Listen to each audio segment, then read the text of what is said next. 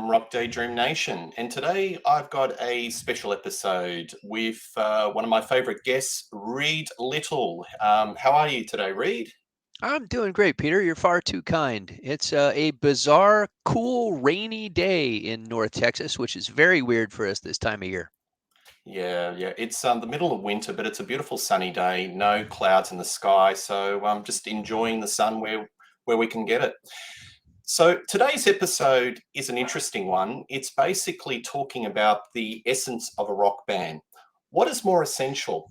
Is it the singer or the musicians, or can it be both? And I think it's a topic that we can just go in many tangents, have a little bit of a deep dive conversation. Sure. So, what I might do, Reed, just to start things off, and what we're going to do is we're going to cover a lot of genres: Okay. classic rock, punk rock, metal, prog rock, pop. I think it's a really broad topic. So we'll go in all different directions and you just throw stuff at me and I'll throw stuff at you and we'll just take it from there. Sure. Hey, discussing music and philosophy, two of my favorite things. I Well, was on a road trip a couple of days ago, rare for me, and my wife and I were chatting about this, and it's actually really hard to think of a band. Sorry, my glasses are all cattywampus. Really hard to think of a band that hasn't changed out members. And it's like yeah, every example that she would throw out, like the Beatles. I'm like, well, yeah, the Beatles had the same lineup for recording, but they changed members a lot before they started recording. Well, maybe not a lot, but nonetheless, they had other members before they became the Beatles. Rush had a different drummer before they became well known as Rush. All of these bands, honestly, off the top of my head, I'm only thinking of one band that didn't change members, and that's King's X. yeah, absolutely. Well, I'll start things off. And what I did is I just went into the record collection and just picked a couple of records that cover those genres. And the first one, and it's far from their best album, it's actually one of their worst, is the Rolling Stones. And this is their little effort, dirty work. So, my question to you is when you get to the nuts and bolts of this band, it's really Jagger and Richards. So, my view in who's dispensable, who's essential and who's not essential, I think that in this band, it's both. Because if you take Richards out, it's really Mick Jagger solo, isn't it? Sure. It's like a solo album. So it'd be like those albums he did in the 80s, like She's the Boss and um, some others. If you take Mick Jagger out, it's a Keith Richards solo album.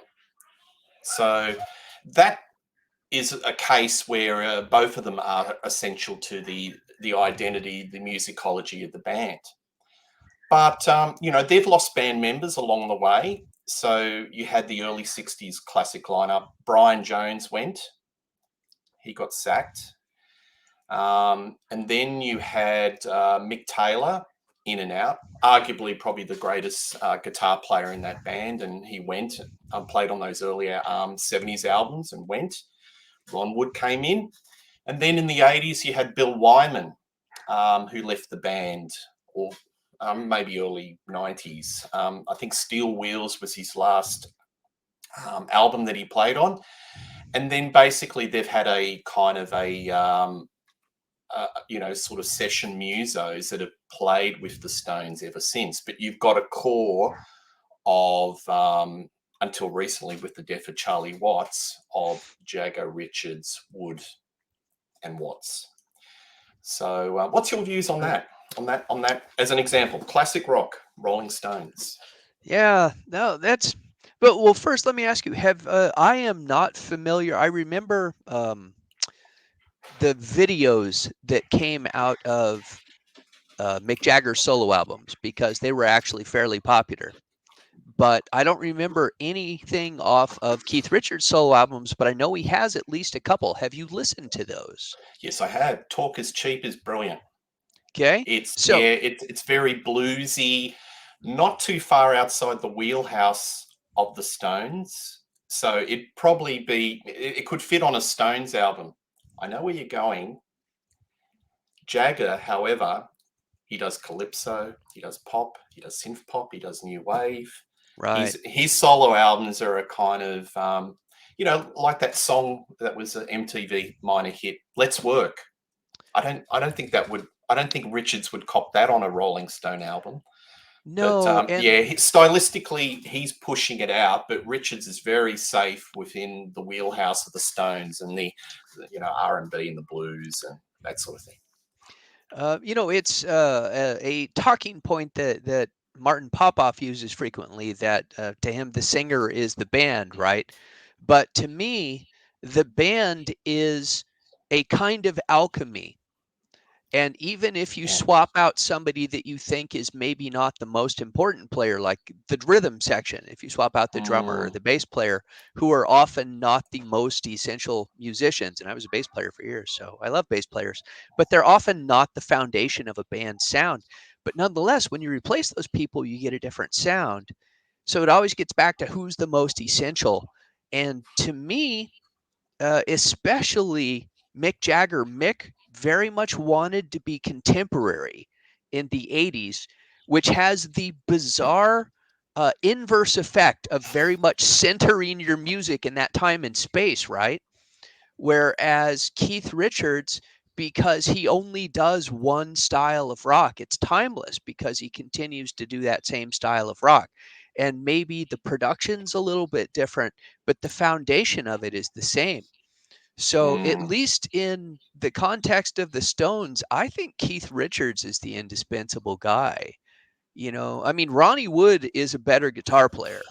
No one, I don't know of anybody that disputes that, but you could swap out Ronnie Wood for any number of blues rock guys and be perfectly fine. But you need Keith Richards. Well, I disagree. I think it's both. I think they're a package, and that's when we get in, further into this conversation. You're going to have packages, Sure. and you're going to have one that's just so dominant. It is basically you take him out of the band, and that's basically it.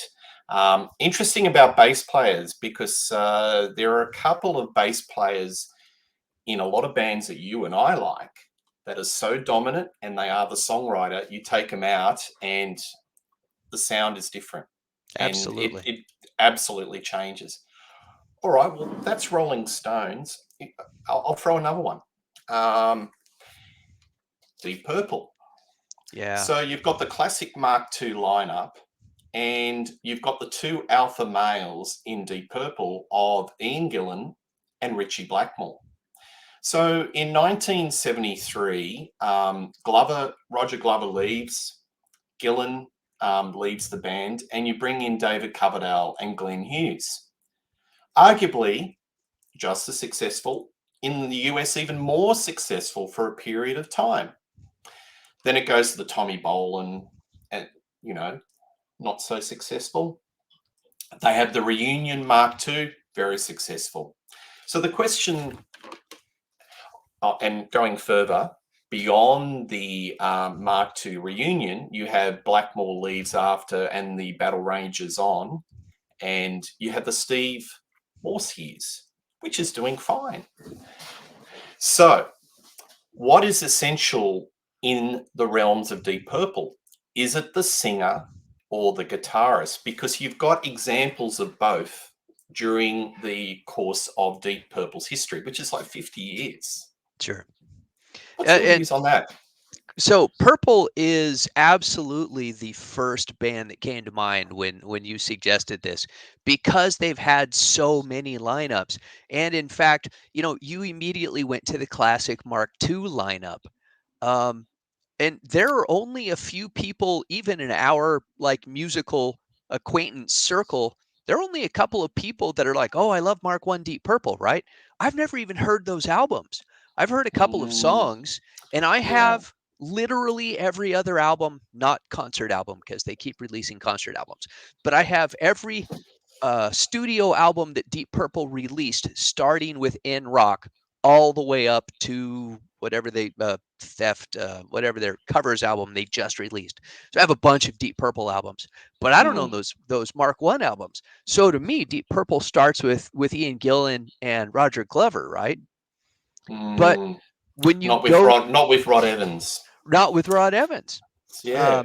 But when we did, there was a conversation about what's the best Deep Purple lineup, and a bunch of people fought for Mark III Deep Purple with Glenn Hughes and David Coverdale as being the dominant lineup.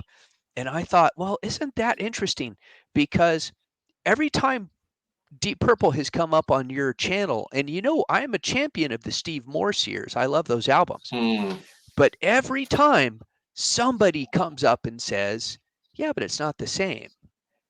And I'm like, Yeah. well, no, clearly it's not. It's not the same. You can't swap. Whoa, sorry, I'm hitting. We got a volume thing here that I hit accidentally, so I'm sorry if It's my all right. volume jumped all over the place. You can't swap out somebody as important as Ritchie Blackmore and have it sound the same. The question is, do you think it's as valid? Because a lot of the thing that cracks me up is a lot of people are like, well, I don't think Slaves and Masters is a real Deep Purple album.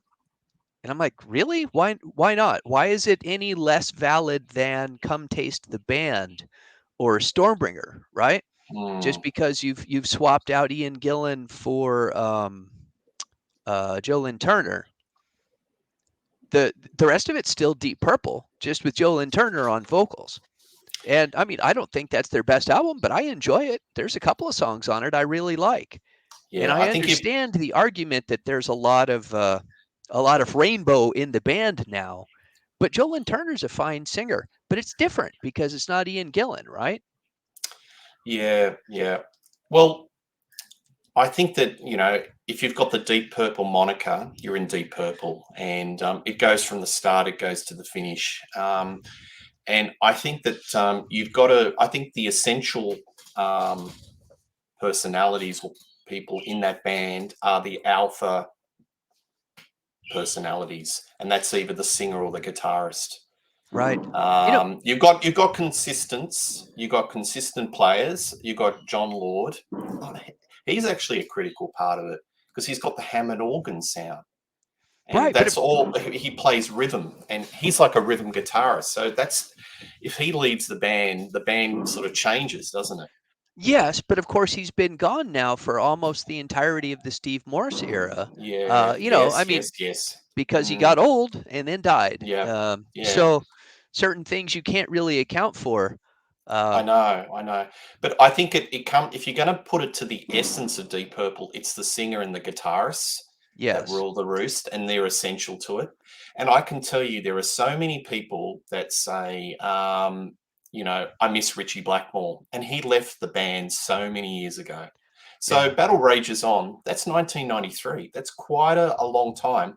And Steve Morse is that lineup, including Don Airey, is the longest Deep Purple lineup in the history of Deep Purple. Yeah, but by a country mile. But people go back to Ritchie Blackmore.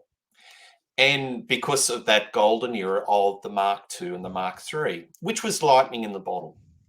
So I think my opinion, I'm a Blackmore fan. I think that Steve Morse, I like him. I like his guitar playing, but it is a different band.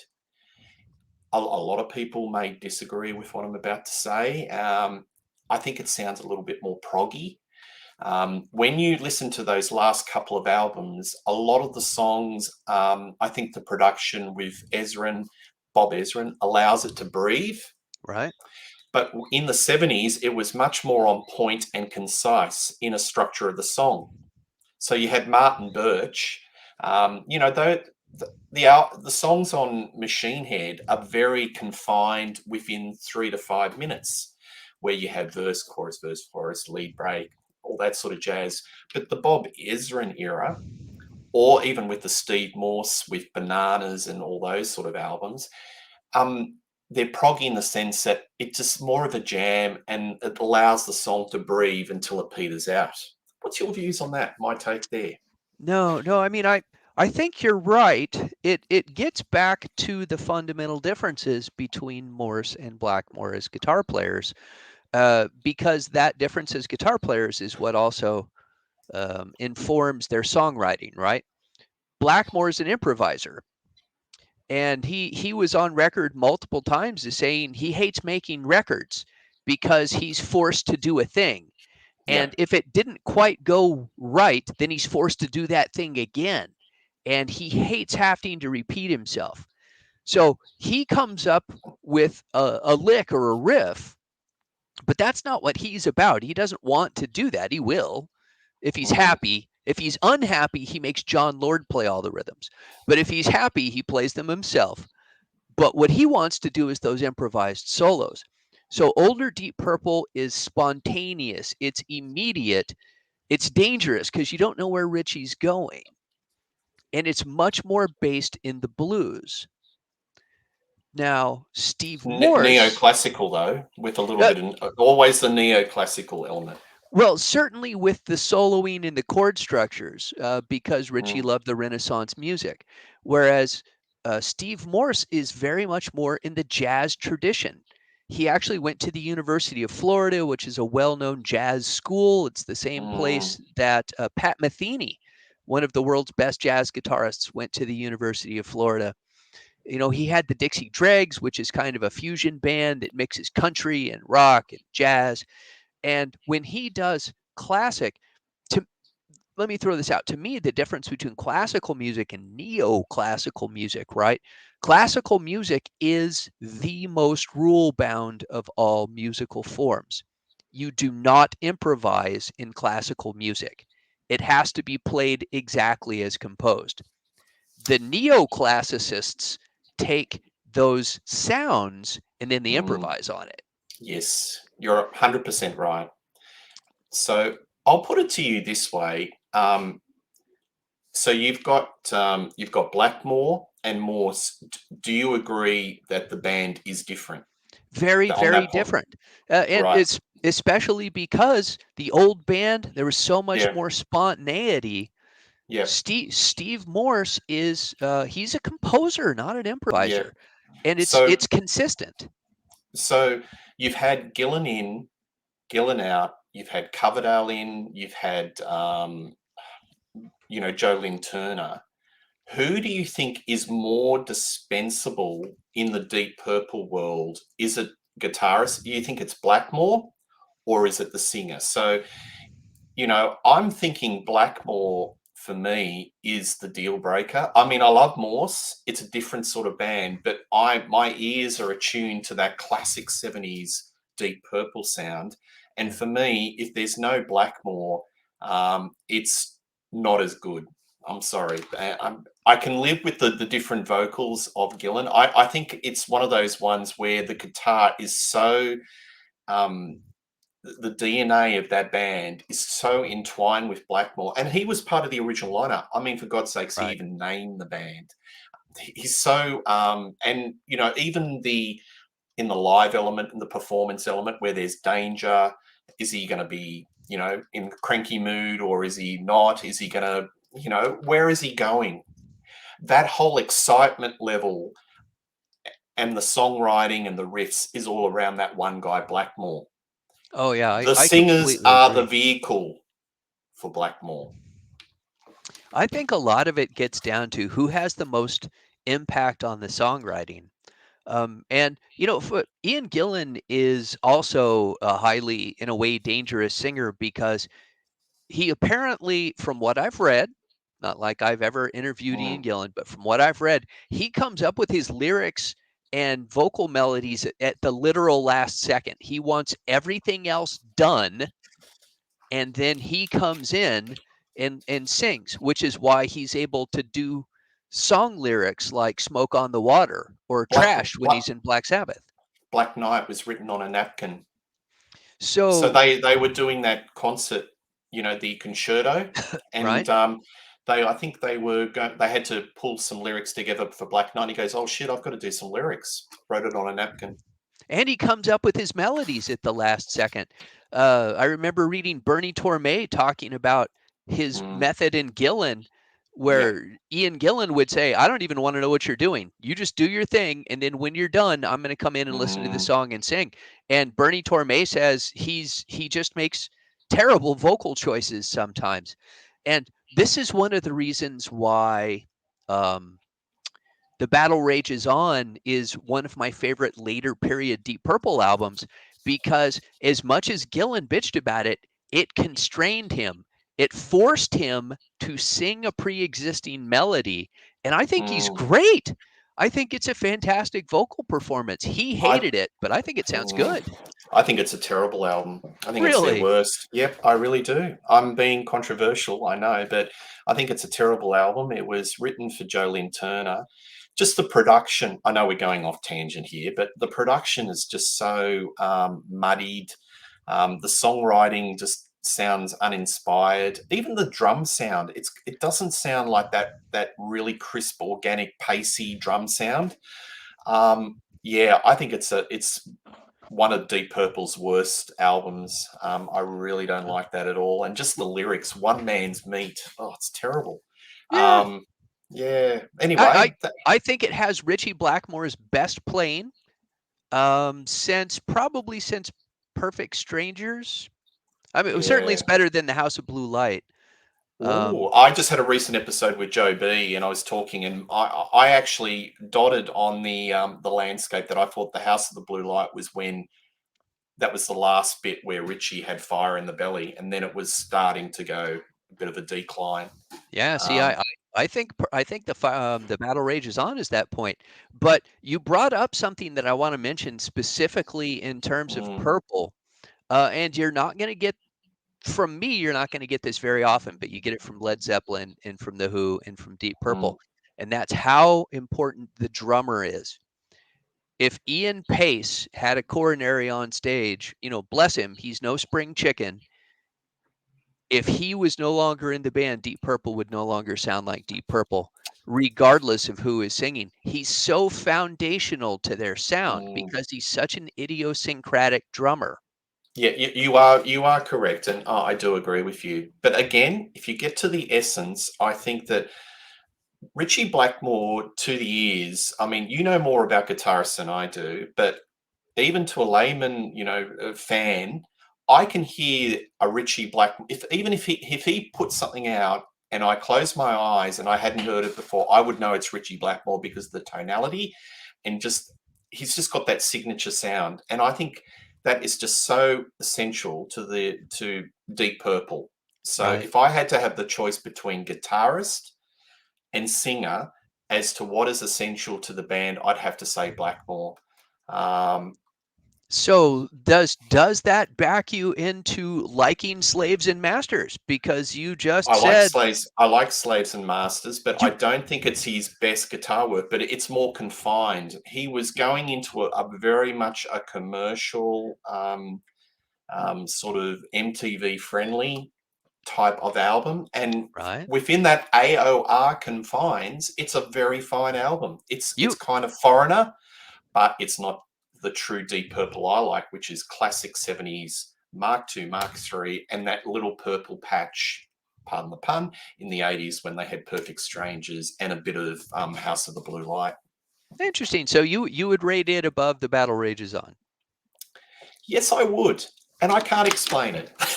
No, you know what? There are some things, there's some things you just can't explain. It's No. okay to like what you like. You don't always have to have a Yeah. reason for it.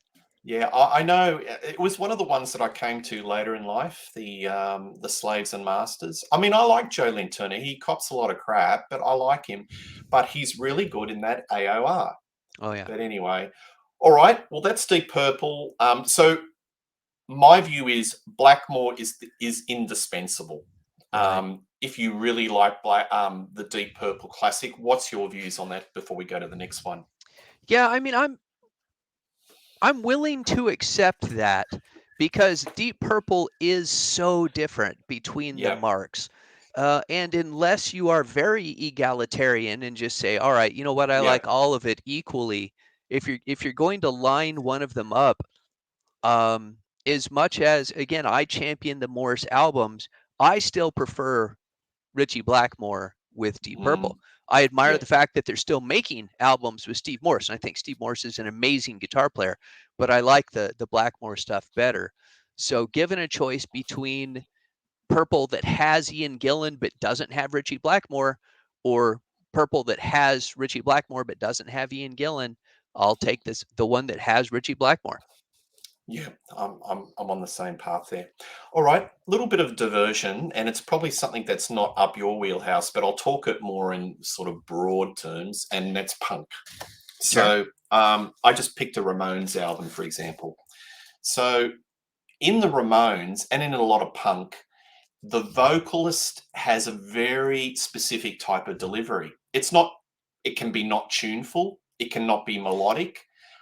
So I've got an example here. You got Ramones, you got, Johnny Ramone, you got Joey Ramone. They've got a signature style within the band vocally, and also the guitar, which is very chord driven.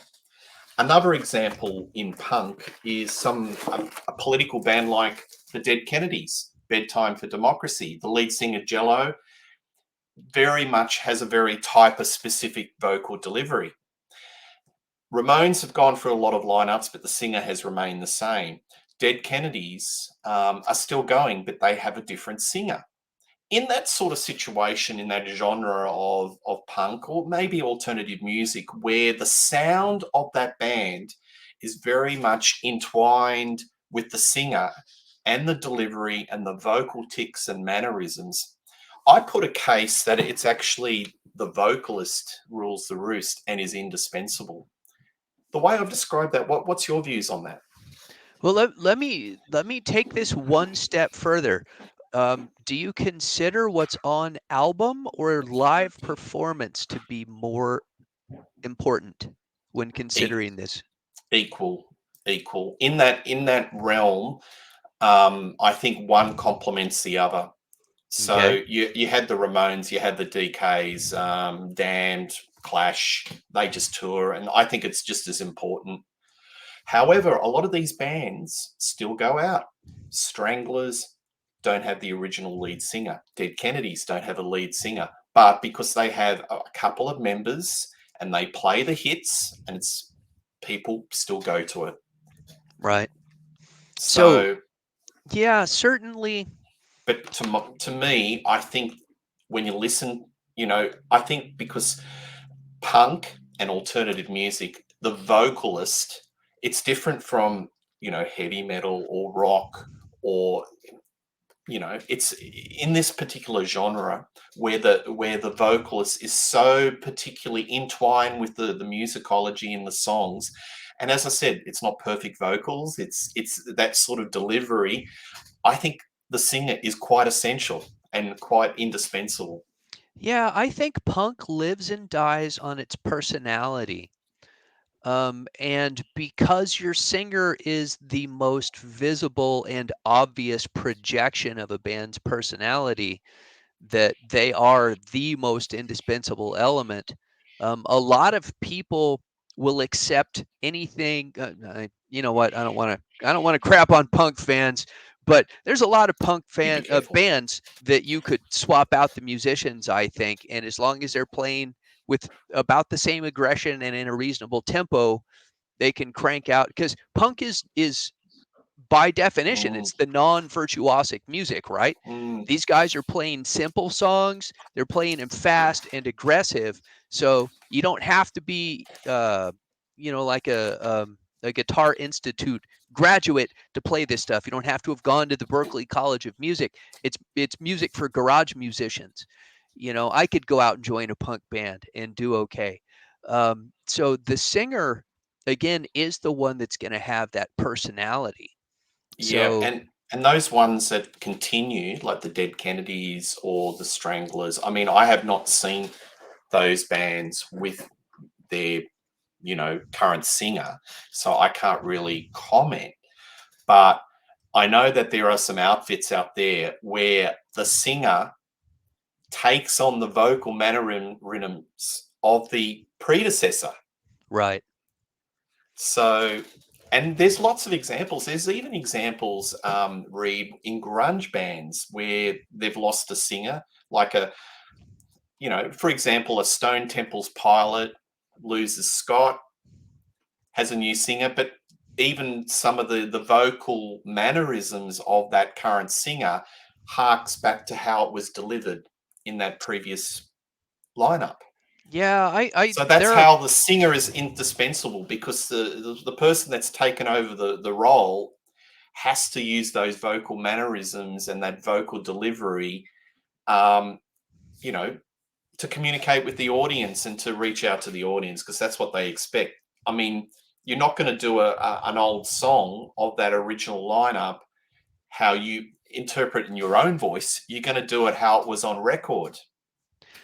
Well, that is an interesting point, certainly, because I know as a fan of Ronnie James Dio, and I prefer the Dio albums in Black Sabbath to the Ozzy albums in Black Sabbath. And when I was a younger man, and I actually knew other people who listened to Black Sabbath, the comment that I would get from people over and over again is, "Oh man, Dio's great, but he sucks singing those Ozzy songs."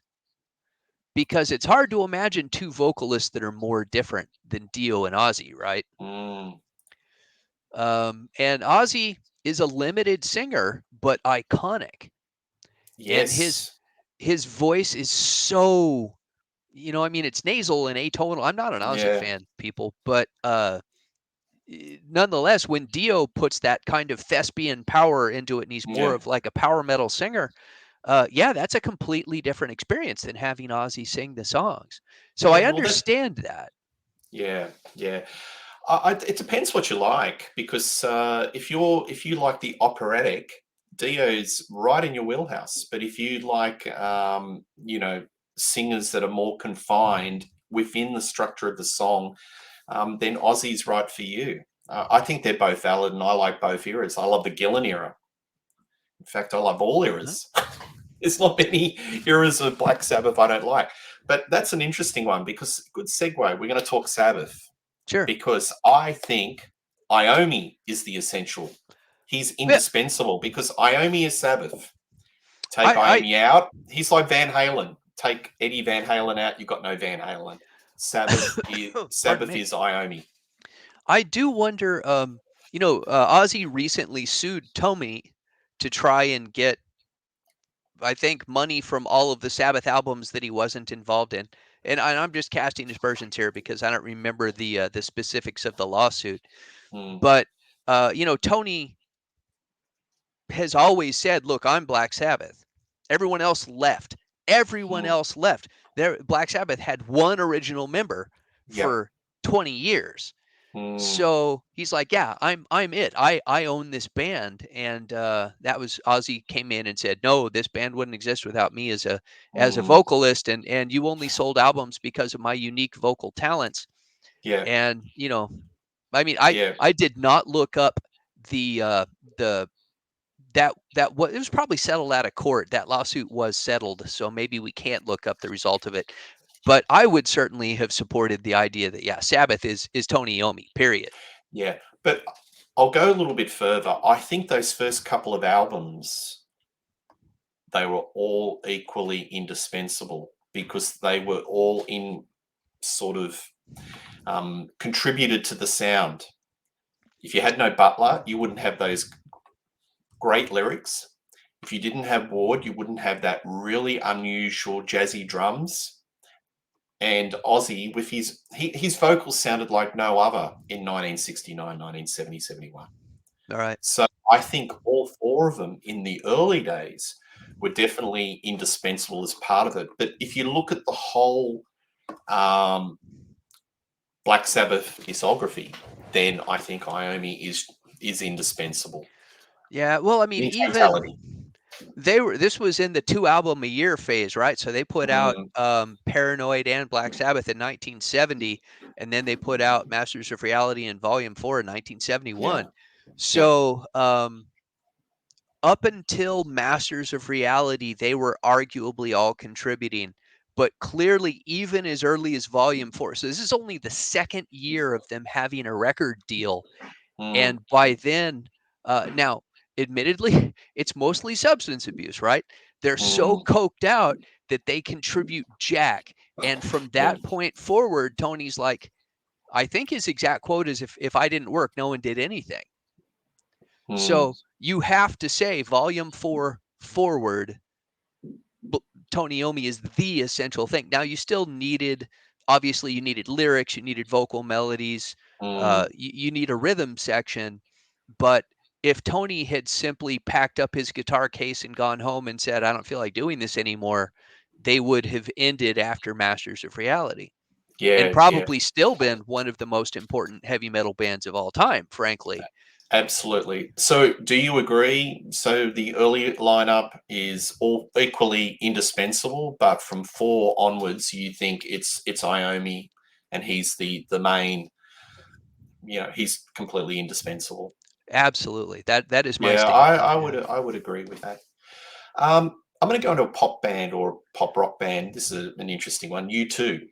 Okay. So you've got Bono, who's a very distinct personality, and he's got his own particular vocal delivery. And then you have The Edge, who created that style of guitar, which is was quite revolutionary and very unique to U2.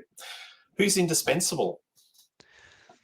Oh, normally I would have gone with Bono as the indispensable one, but I heard a really fascinating chat the other day from a studio musician. Now, this is a guy who makes his living, Mm, a man named Tim Pierce, he played, I think his most high profile gig that people will have heard of is he played for Rick Springfield. He did the guitar solo on Jesse's Girl. mm, He also recorded the solo on Bon Jovi's Runaway before Bon Jovi had a band. He actually recorded that song yeah. when it was just John Bon Jovi and studio musicians, and Tim Pierce played that Mm, solo. But Pierce says it's all the Edge. And he lays out a case for how, if you look at the music, it's the Edge that's composing the music, it's the Edge that's writing the songs and coming up with the parts. And yeah, it would have sounded different if you didn't have Bono, but without the Edge, you have no music.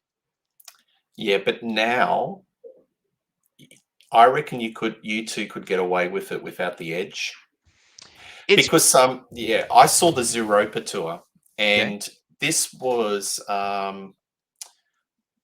you know I s- I think this is the first time that the bass player, he had a hangover the night before, he couldn't make it, and they got the guitar tech to play bass, Wow. and nobody blinked an eyelid.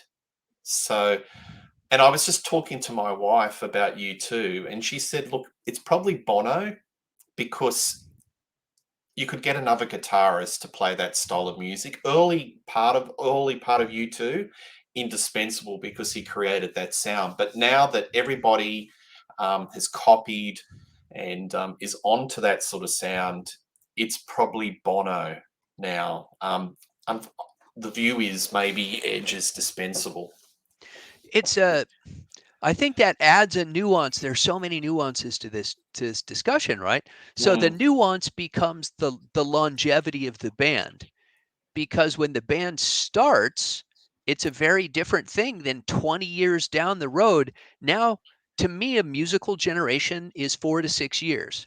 I have a very long and pointless rationale to that, but my opinion is every 4 to 6 years you get a new generation of music and musicians. Maybe not so much now, yeah. because again, more than half of all music listened to now it's actually like 60 or 65% is old music. It's catalog music, pre-existing music. Mm, So, but in old days when we used to get new bands, God, I feel so depressed saying that. But when a new band would come out, they would have a new sound, right? But once a band's been making music for 20 years, you've had 3 generations of musicians grow up with that music. And now they can mm, pretend to be those musicians, right? yeah. So in the first 5, 6 years, no one could have pretended to be the Edge, but now anybody can pretend to be the Edge. Yeah. Well, that's an interesting segue into a lot of bands. I think, I agree with you. In the early years, the chemistry of the original members is so essential. Any band member is probably indispensable, but as time goes on, less likely. Bon Jovi, not one of my favorites. Richie Sambora out, nobody blinks an eyelid. They bring Right. in some other guitarist and they're on their way.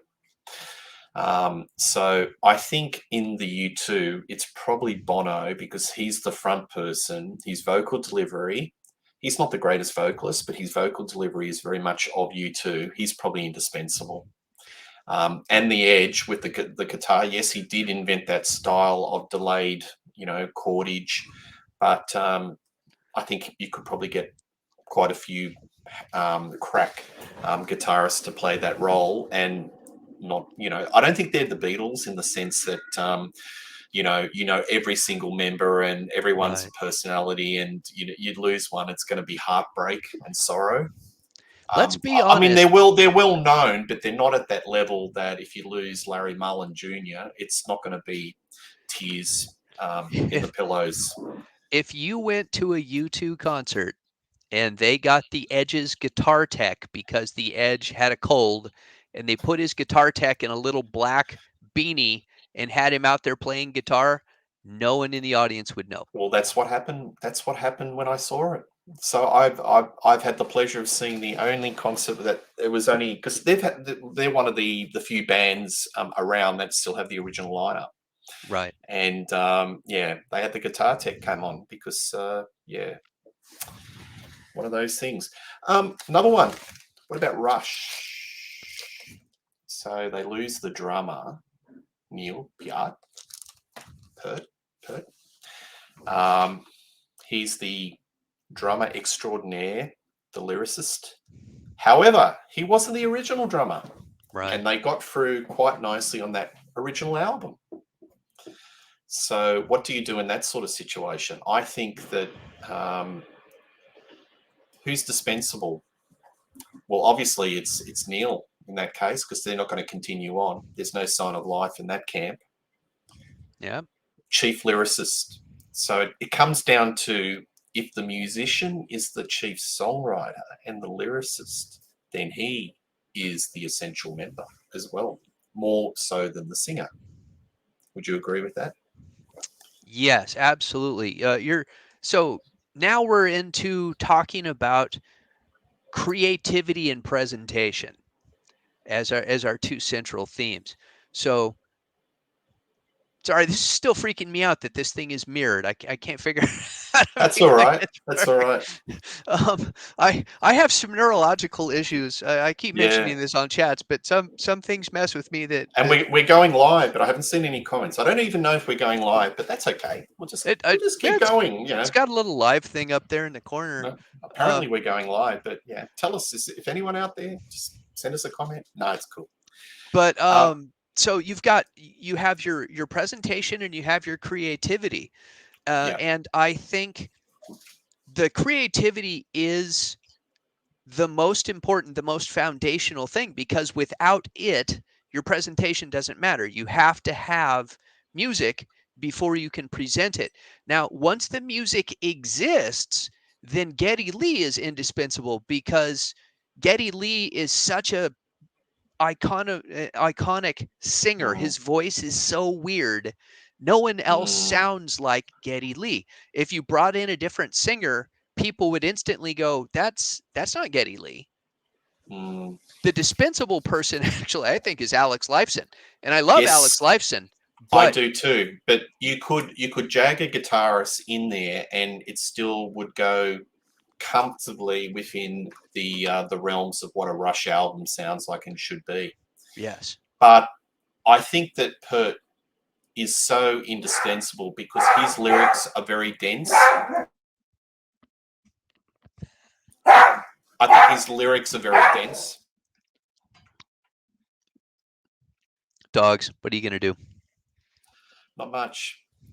But yes, I think that he writes in a particular way.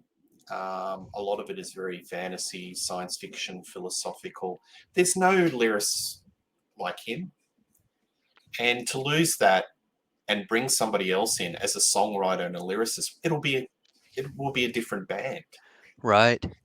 That brings up a fascinating. This is all fascinating to me, but that makes me think. And we can jump back to Rush here in a second. But I'm thinking about Blue Oyster Cult, and what makes Blue Oyster Cult unique is that they don't write their own lyrics. So now you've got a band, they do their own music, but they always have worked with outside lyricists.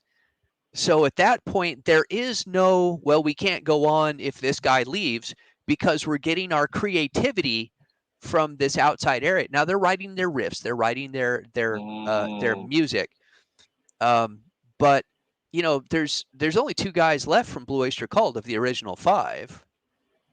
And they still sound just like Blue Oyster Cult because they've got this team of still have other people writing their lyrics. So it's the exact opposite situation of Rush. Yeah. Isn't that interesting about, like Elton John? His lyricist, Bernie Torman. Right. He's indispensable because I can tell you that when John did some albums without him, they stiffed. They were terrible. And I think even Elton had he admits it. He can't write lyrics to save himself. And, a couple of those late 70s albums absolutely flopped. But an outside lyricist, that's quite an interesting concept.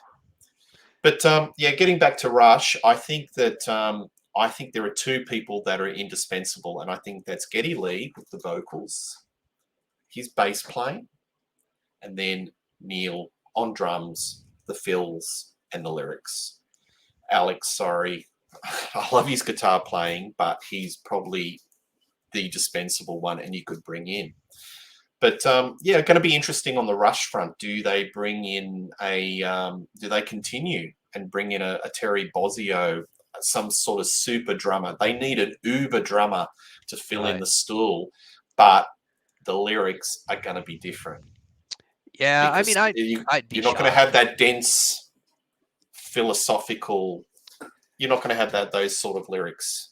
I think Alex Lifeson for a decade has had almost no interest in continuing it at all, and it took this was the excuse he needed to stop participating, and I think he's made it pretty clear that he has no interest in going forward, kind of no matter what Geddy wants to do. Well, might be some people that may have a different opinion of that, Reed. Yeah, I mean, it's possible. It is possible. What do we talk about? Look, in the metal genre, there's a lot of bands that just keep on going until there's originally maybe no members left. And that, maybe what's indispensable is the brand name. We haven't spoken about that. So we've spoken about the singer, the guitarist, the drummer, the bass player, but another concept is the brand. The brand is indispensable. It's indestructible. So you've got a band like Quiet Riot, and they started off with Kevin DeBrow, Randy Rhoads, first two albums, Japan only, didn't do any business. And then they were the first metal band, went to number one with Metal Health, and you had that classic lineup. And then they slid, and they had various lineups, and Frankie Banali died. Anyway, it's gone to the point that Rudy Sarzo, who's not an original member, but he was part of that classic lineup, is now in the band, and he's like the bass player, and they're on to their fifth, sixth, seventh, who knows what singer. What's your views on that in the topic of dispensability? Do you think it's actually the brand, the band name that's indestructible? And so for one thing, yes. And I think the specific situation of Quiet Riot is crap. Now, I want to be generous and say, who am I to take food from the mouths of any of these hardworking musicians? A band like Quiet Riot is making squat, and they're playing, country fairs. Yes, that's exactly what supported by a puppet show or something. And they're not making much money, and they're just getting by, and those guys are up there. I'm sure they're super happy to be there. But the fact of the matter is, unless you are a hardcore music fan, most people have no idea who these guys are. They bought Metal Health back when we're talking about people our age, they were in high school, they bought that record, and now they're like, hey, look, Quiet Riot's playing the county fair, man. We should go see them. And they have no idea who is up there playing. They couldn't pick the musicians out of a lineup, and they are there for the name and their nostalgia of, I don't want to be gross. Let's just say they were out with their girlfriend the first time they heard Come On, Feel the Noise. And that's all they want, is to relive that sensation and hear this music from when they were young, and they don't really care who's doing it. It's a tiny, tiny percentage of people who actually will know, wait a minute, that's not Quiet Riot. I mean, Frankie Banali was the last he was the last man standing, and he's dead. And Yeah. I And love Rudy Sarzo. Yes, yes. Well, I think Rudy's going to finish his career there. I think he's chosen it because he's the everyman of metal rock bass. Oh, yeah. You look at who he's worked with. He's worked with everybody, and I think he's doing it as a bit of closure, maybe full circle. But yeah, in the concept of this discussion, I think it's interesting because we've spoken about, and in this case, everybody's dispensable. It's the band name that is indispensable. You know, and Paul Stanley has been arguing for 20 years that the brand of Kiss is more powerful than the members of Kiss, and that it might go on if he and Gene, or when he and Gene retire. Absolutely. So, Whitesnake have got there's been conjecture that they recruited a backup singer, and he may replace David Coverdale. Right. When David Coverdale hangs up the microphone, because his vocals aren't great anymore. He's 70, and he doesn't have to prove anything else. He's a legend. But there's some conjecture that he's recruited this backup singer, and he may front Whitesnake, and the brand lives on. So even David Coverdale may be dispensable. But Kiss is a lot easier because he can hide behind the masks. Yeah. It's comic book, and they can continue on. Somebody that crosses over between our old talk about indispensable members and the new talk of whether there's the indispensable brand is Alice Cooper. And for one thing, if never let your lead singer be the name of the band, right? Because that's all people care about, and he was able to just jettison his entire band.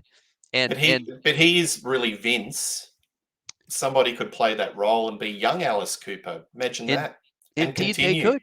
Now, he has a very unique voice, and he's got a lot of stage presence, but I think he is not so unique that you couldn't fill him with another actor and continue on.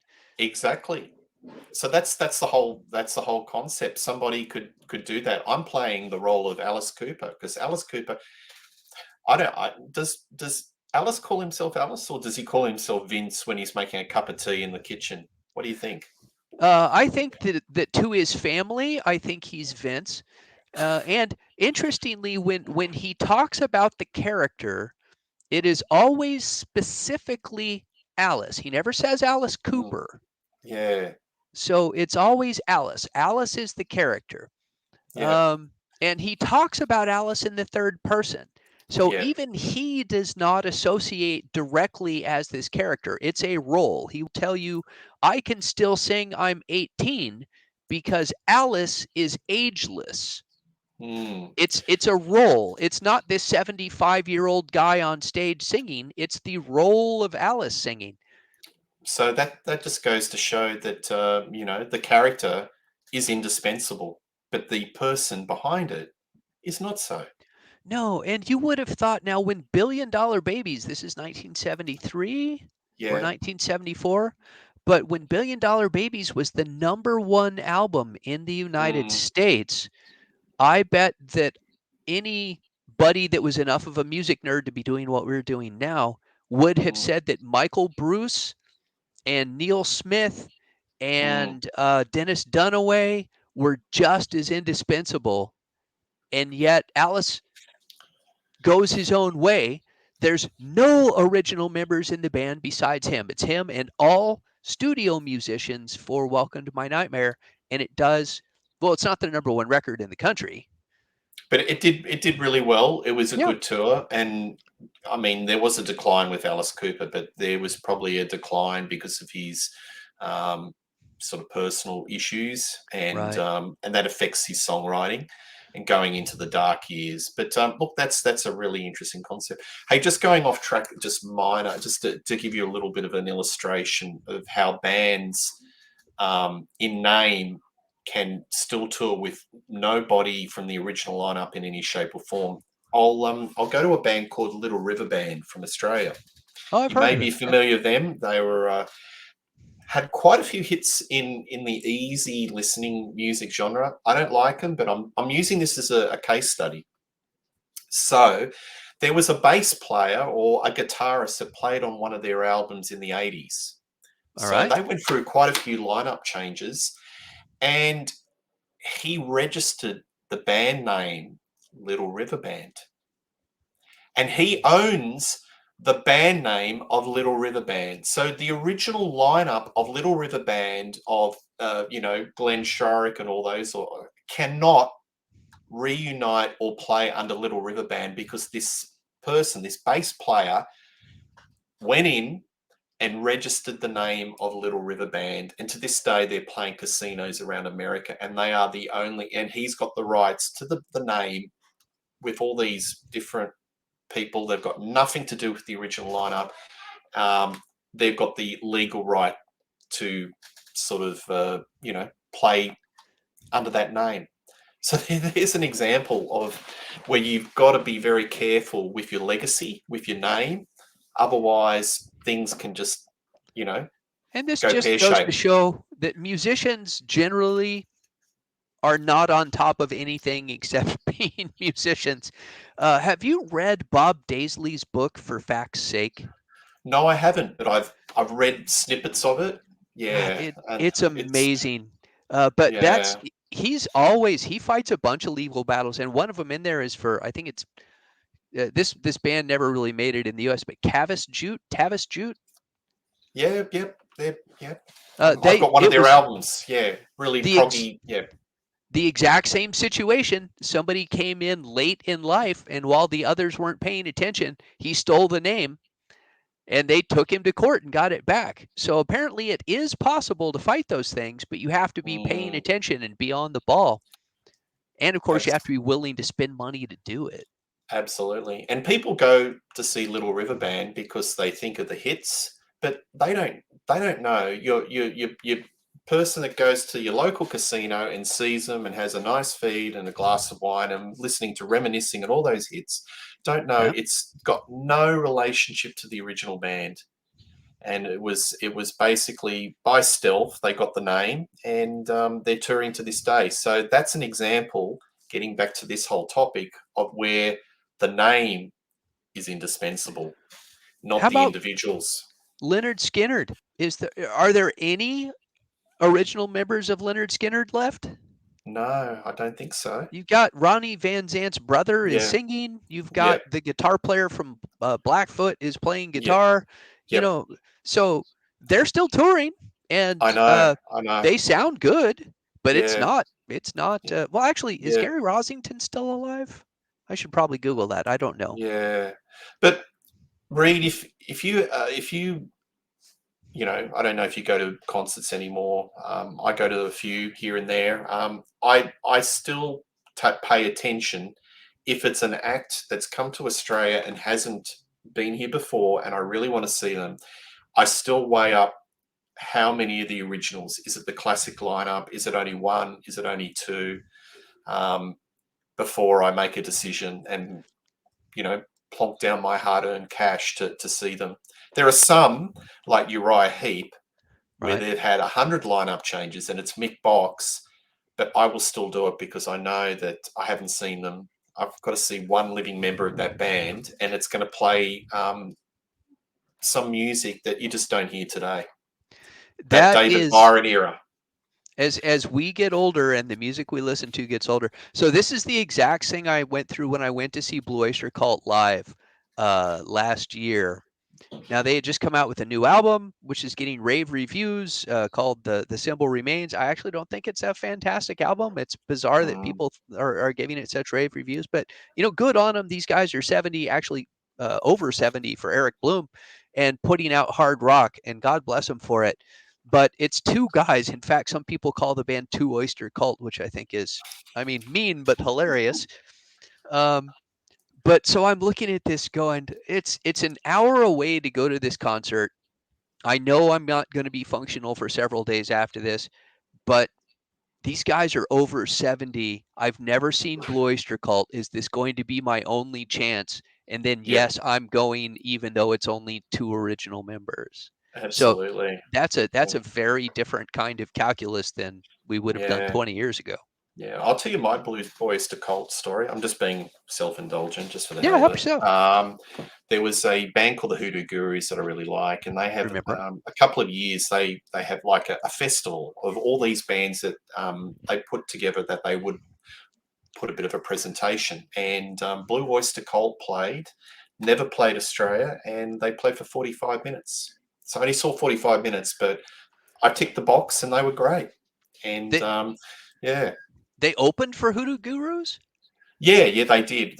Well, they were probably the second. It was a festival, Oh, so right, they right. were curating all these bands that they would like to see. So I think it was the Buzzcocks, Red Cross, a lot of power pop bands. It was a really wild array of different types of garage rock and rock bands. Right. And Blue Oyster Cult were the second last, and then the Hoodoo Gurus came on. Yeah, I was going to say that would have been a very strange tour package. I have a hard time picturing a promoter putting that together, but as a festival, it absolutely makes Yeah, sense. curates. Yeah, but in Australia, Blue Oyster Cult, they other than Don't Fear the Reaper, I don't think they really trouble the charts, and it's only nuts like me that we buy their Let me records and we know them. let me ask you, in general, in Australia, is pop more popular than rock? Yes, Okay. yeah, yeah. That's it is definitely more popular, but it goes in decade phases. Like in the '90s, alternative rock was just huge. But I think now, and then it's gone through R&B, rap, but now it's definitely very much pop. But it's us guys that we're championing, just keeping Right. the faith up, keeping it going, keeping it alive. So indispensable. I think at the end of the day, I think it's just a case by case sort of situation, isn't it? Oh, The absolutely. band, the singer, or the guitarist. Are there any other examples that you want to bring in that you can think of that we haven't covered? Any sort of case studies?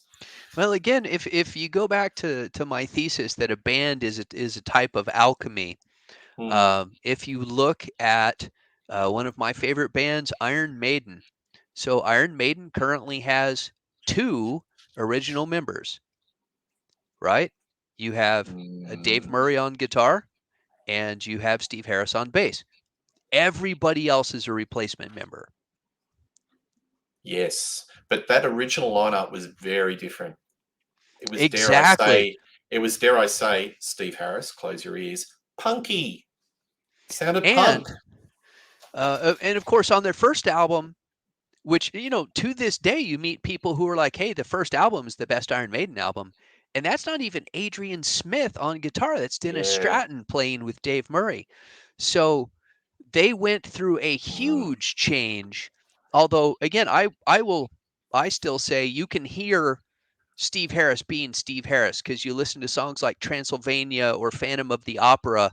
Those would very easily fit on later Iron Maiden albums. So proto Steve Harris was still Steve Harris, but the rest of the music around it changed immensely when you brought mm, in Bruce Dickinson and Adrian Smith, and then it changed again when Clive Burke could no longer drum or was fired. I guess I don't know that story. And they brought in yeah. Nickel McBrain. And of course, it changed again in the 90s when Adrian's out and you bring in Yannick Gers. So Yeah. um, but you have to say the indispensable person is clearly Steve Harris. Yeah, it is. Because Maiden's his band. But to me, the indispensable person, in addition to Steve Harris, is Bruce Dickinson. Yeah, look, that's a great case study because Dickinson left, and they didn't do so well, did they? No, a combination of timing and bringing in a new singer, changing out guitarists. So here are all these elements of your alchemy that are thrown off. Yeah, they But bring Blaze in, and it doesn't do so well. It's like, I know we've got some fans here, like Peter Jones, if you're watching. I know you're a big fan of Ripper, but Priest didn't do so well when Halford out, Ripper in. right. Even though there's some fans out there, but you got to face the facts. You look at the record sales, you look at the concerts. When they were doing Priest with Ripper, they were playing little halls. Right. But when you're doing it with Halford, you're doing I large think you venues. get a very similar thing, interestingly, between Priest and Iron Maiden, which is that the truly indispensable thing is not necessarily the individual member, it's the check that those two strong personalities put on each other. Yep. You know, Bruce Dickinson kept Steve Harris from indulging in Steve Harris's worst inclinations as a songwriter. When Bruce is gone and you bring in Blaze, you know what? Blaze is a good singer, but he's got no political power in the band. He's not going to go to Steve and say, "Hey, Steve, this song's not very good." He's going to sing whatever they put in front of him. You know where you are. You know where you belong. We took you from Wolfsbane. Yeah, exactly. You can go right back there. If it wasn't there. for us, you go right back there. It reminds me of that really bad movie, that really, really bad movie, Rockstar, with Mark Wahlberg, which is loosely based on the Judas Priest story. Very loosely, yes. Very, very loosely. And there's one scene in it where he has these expectations that he's going to contribute his songs. What? Right. You're not going to. Don't worry, mate. You just play what we play. You know, the character of Ripper. So, yeah, I reckon there's quite a few of those scenarios where, the new singer thinks, oh, wow, okay, I can get in and contribute my sound, and here's my lyrics. But no, there's, you're not gonna overpower the dynamics of Tipton and KK. Right. Yeah. Yeah. So everybody needs an editor. When an author becomes so powerful that they can no longer be edited, that is not when they produce their best work. When a director is so powerful that the studio can no longer tell them, think about it before you spend 45 minutes doing this, then that is not when they produce their best work. And bands are the same thing. Although I think if we really want to go down a rabbit hole, then we could start talking about whether producers are indispensable to a sound. Except I don't know that much about producers. So I'm just going to throw that out there as a concept that maybe the best work from a band is when they've got a strong hand listening to them and providing outside input. Yeah, that's interesting. Look at a band like Def Leppard, which is, their sound is so intrinsically intertwined with Mutt Lange. Right. And before that, they had a different sound. The Beatles and George Martin. I think, Kiss's best work, apparently, with Bob Ezrin. Yeah, that's an interesting concept. But another thing is there are some bands that I think one final topic, just to wrap things up, is where they lose a singer. And they go through a number of singers, and they just don't do as well without that original lead singer. He's the DNA of that band. And they had the greatest success with that band, but for whatever personality reasons, they just refuse. And even if the public wants it, they just blindly refuse. And I'm talking about Skid Row. Yeah, that So was you've the got first thing that came to mind. Sebastian Bach. He is a strong personality, and he's Right. very much the DNA, but they've gone through singer upon singer upon singer after he left the band, and they just point blank refuse to see to public demand to have him back in the band. What do you think of that sort of situation? Yeah, that's again, if your front man is so charismatic, and Sebastian's a pretty individualistic Mm, looking guy, right? Because he's so tall and thin and has mm, that white blonde hair. Um, and he wasn't, I don't even know how much input he had on the songwriting. mm, Certainly I'm sure that all of their other singers are fine singers. I've never listened to a single Skid Row song that didn't have Sebastian Bach on it, so I don't know. mm. But certainly he was so much the face of that band that there were a lot of people that when he left, they just went, well, not interested anymore. Yeah. And that, boy, if you're the other members of the band, that has to be so frustrating to watch your meal ticket go Yeah, away.